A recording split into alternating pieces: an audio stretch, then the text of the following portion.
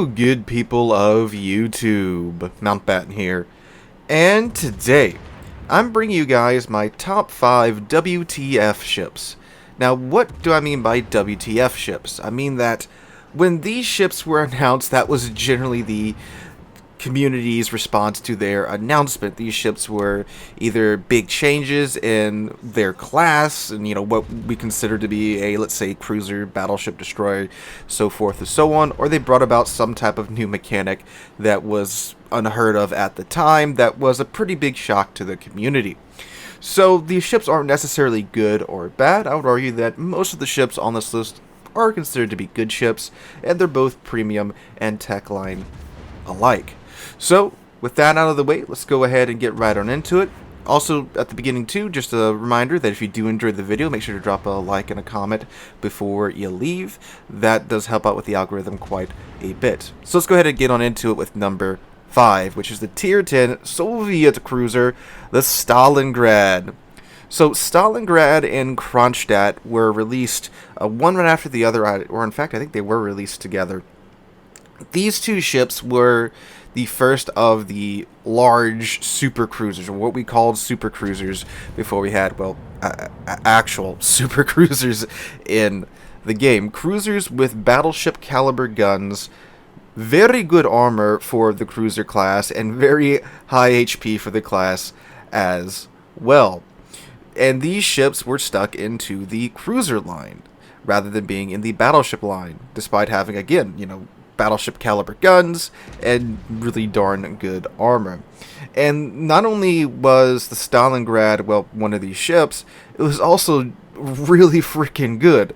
Now, the Kronstadt was also good when she was first released as well, but she's kind of been eclipsed by the subsequent large cruisers, if you will, since her release. Stalingrad, on the other hand, is still really, really darn good, and that was one of the biggest WTF factors about the Stalingrad. Is not only is it this new, blurred line ship between a battleship and a cruiser, it's also really freaking good. Now, like the Kronstadt, a lot of things have changed in the game, and Stalingrad has been, well, not really eclipsed, but a victim of, well, her age. We've had quite a few global changes. There's several more large cruisers in the game, and there's ships that are tankier than her, like the Puerto Rico. But her guns and her utility are still second to none. The guns of the Kronstadt are amazing. They're, for the most part, pretty darn accurate, and they hit hard as hell, despite being, for its tier. If you're looking at it for a battleship side of things, small guns, they hit way harder than they should, thanks to the Soviet bias AP. And on top of that, too, she has 12-kilometer radar, DFAA, a ton of HP, and her armor, again, back in the day, was amazing. It still is really good today, and it's not really her armor, I guess I really shouldn't say that, but her survivability has definitely gone down with some changes made to the game, the commander rework, the inability for cruisers to build into survivability anymore, and, again, quite a few other global changes has definitely left her not being as amazing as she was. Again, no doubt in my mind, this is one of the best premiums in the game. It's still shipped too, so you got to really work to get it. But it really is weird looking back on the Stalingrad's history and seeing how this ship was pretty much a must-have to almost get into any clan back in the day, but now she barely shows up in clan battles anymore because of the way that the game has changed. But yes, definitely a big surprise. I remember when this ship was first announced, there were so many threads, comments, and videos talking about how insane this ship was and how outright busted it was, and you were basically in the worst Soul Clubbers if you brought this ship into random battles, which is where you find most of them today. Again, not too much in clan battles anymore, or even ranked for that matter. But yes, definitely a ship that brought about pretty much a whole new ship type into the game with the Stalingrad. Alright, going on down to number 4, we have the Tier 10 Dutch cruiser, the Gouden Lion. Now, the Gouden Lion, it's not really this ship herself, but the whole line. I chose the Gouden Lion to represent her line, as she is the Tier 10. And Dutch cruisers, I'm pretty sure most of you were probably here when these things were announced. They have airstrikes. These are the first ships in the game to have these new airstrike armaments. I keep wanting to call them consumable, even almost a year after they were released. And yeah, I think that's pretty self-explanatory. The ability for surface ships to call in an airstrike with airplanes that it's not a carrier. It doesn't have a limit of them. It's just every so often you can bring in these planes once they have reloaded. And I mean, it was a big shock, and it still is a pretty handy tool. And the initial reaction, if you go back, of course, these ships were in testing, and these airstrikes were a lot stronger before they were released. They got nerfed several times. There were several clips going around of them absolutely just nuking, what was it, in Alaska, that got absolutely decimated. The Golden Line used to have 3 of these charges. It's down to 2 now. And shoot, man, I remember when that clip came out, and subsequent clips of these things absolutely just dunking on battleships and other cruisers and such, how big of a ruckus that caused. And it's still a very handy tool. It has been nerfed in terms of its damage dealing, but if you need someone to move from an island, it's definitely great for that. What's also kind of ironic about this whole line too is that the way that these airstrikes were presented is that they're supposed to discourage island camping and be a tactical tool to force island campers to move, because they do have quite a long fall time, because the way that these airplanes work, they fly over, they drop the bombs, then there's parachutes attached to the bombs. After a certain amount of time, the parachutes detach, and then the bombs drop. So if you're something like a DD or a cruiser, even a heavy cruiser, you generally have time to move and get out of the way. So you either have to choose to stick to your island waifu or move, which of course is either going to expose you or cause you to get out of a firing position, which again is a really useful tactical tool. Now something like a battleship that's at a dead stop, yeah, you're going to probably eat most of it. But if someone's moving, it's really difficult to get them to land, especially with the falling delay. But if you are good enough and good at predicting how someone's going to maneuver, you can get them to land on moving targets. Now, when the ship line actually came out, it turned out that these ships were actually really good island campers themselves. They're basically a line of almost Scharnhorst until you get to the Tier 10, which essentially is the Scharnhorst that the Germans were working with the Dutch to design that never got built. So one might presume that, oh, it's like a Scharnhorst, it's like a battleship, it's going to have good armor and good AP. Not really. Turns out that while they do have good AP, the accuracy is actually worse than the Scharnhorst, which is a Tier 7 battleship. And then the HE on these things are actually really freaking good. I don't know what it is about it. It doesn't really look that great on paper. I mean, it does have a quite a high fire chance for the guns, but they're just really good HE spammers for some reason. I always start quite a few fires when I play my Golden Lion or whichever one of these ships I'm playing at the moment, and the AP isn't really that great because of the accuracy of the guns. If you do get close enough to the target, you can use AP, and it does slap quite hard. So this whole line is just such a weird and just convoluted line, in my opinion. It's something, all right, but this is the one spot on this list. I'm sorry, the one entry on this list that is kind of the mid-tier ships are really bad to grind through. The Tier 9 and the Tier 10 are pretty decent, especially once you get used to it. But yeah, if you guys remember back when this line came out, it was a great time for content creators for World of Warships. Alright, going down to number 3, we have the Tier 10 American light cruiser, the Alston. The Alston was the first SAP spammy ship that we got in the game. And before this, the only ships that had SAP were the Italians. Now, all the Italian ships that have SAP, even the DDs that weren't out at this time, have pretty long reload times, because SAP is a really powerful munition type. SAP does a very large amount of alpha damage to lightly armored targets. It's literally HE that's coded to have a negative fire chance. So it's got one hell of a punch. It's great for dealing with light cruisers and DDs in the superstructure of battleships. But again, up to this point, because of the high alpha, we didn't really have anything that was spammy until we got the Alston. Now, the Alston does have a very long base reload time. If you build into it, I think you can get down to like 7 seconds and change, which isn't really great for a Tier 10 light cruiser. However, she does have a funny button, which is an infinite reload booster on her consumable bar, which then will give you a 1 second reload time with the proper build. Again, if you build down to it, because it's a 70% reduction to your reload time, so you can get a little bit over 1 second, and that's before you calculate in adrenaline rush. And if you have Halsey on there too, you will absolutely be shredded if you pop his Confederate skill. So, needless to say, when this ship came out, oh man, we got introduced to what the devs seem to be wanting to add into the game more and more, and that is SAP spam. You thought HE spam was a problem. Oh boy, were you in for a surprise at this time. So despite having, small guns, these are, light cruiser guns, 127mm guns, the Austin could absolutely vomit out just a ridiculous amount of sap in a very short time. So of course, if you were unfortunate enough to be in something like a DD or a light cruiser, you were probably dead if the Austin caught you.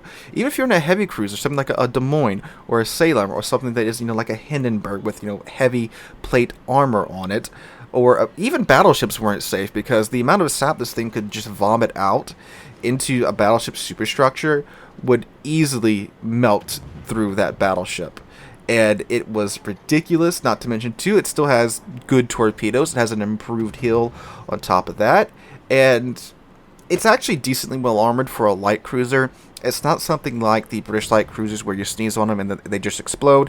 If you angle, you can actually bounce quite a bit of AP that gets thrown in your general direction. So that's fun to try and deal with.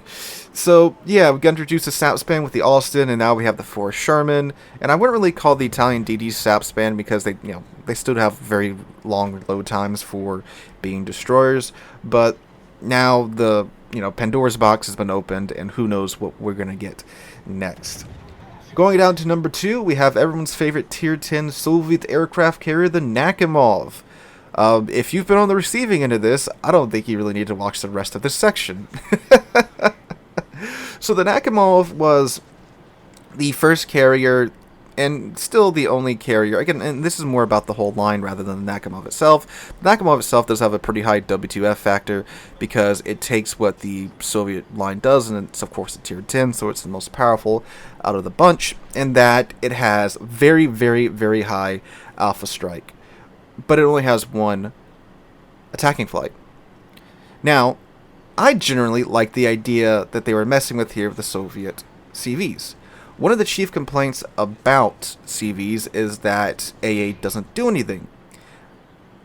In the moment it doesn't, but as the game progresses on, it does generally wear down the CV squadrons, and over the duration of a match, towards the end, the CV will have very few planes left, and at that point too, obviously less munition will be getting thrown at you, but it does take some time to get through it.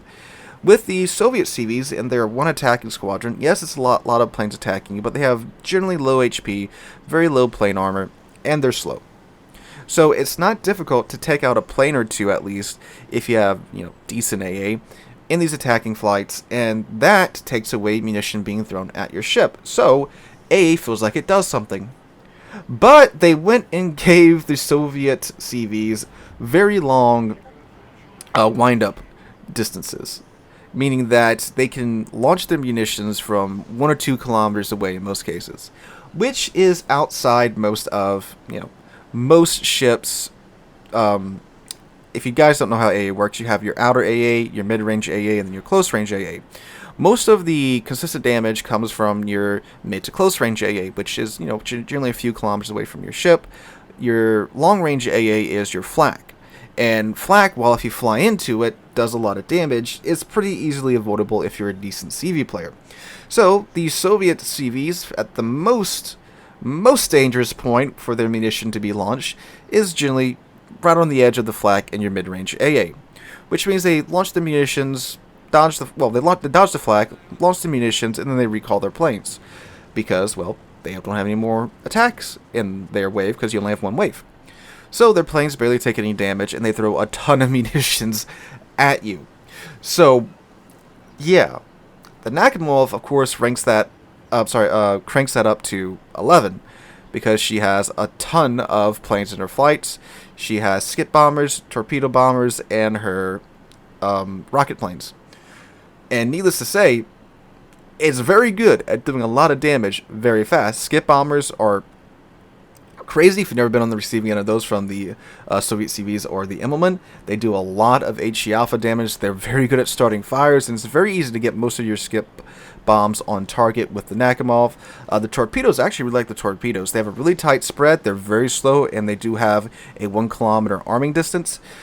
But what you do is you go from the bow of a ship, you launch them early, and the dispersion is so tight, it's just like Stalin's fist punching that ship. And even if they go bowing, they're going to need like 3 or 4 of them anyway, which is going to do about 15k damage and start flooding. It's very easy to do about 15k damage with every single one of the Nakhimov's squadrons. The rocket planes too, the pin is similar to the Tiny Tim, and needless to say too, they are very good at starting fires because you're throwing a ton of rockets at the target.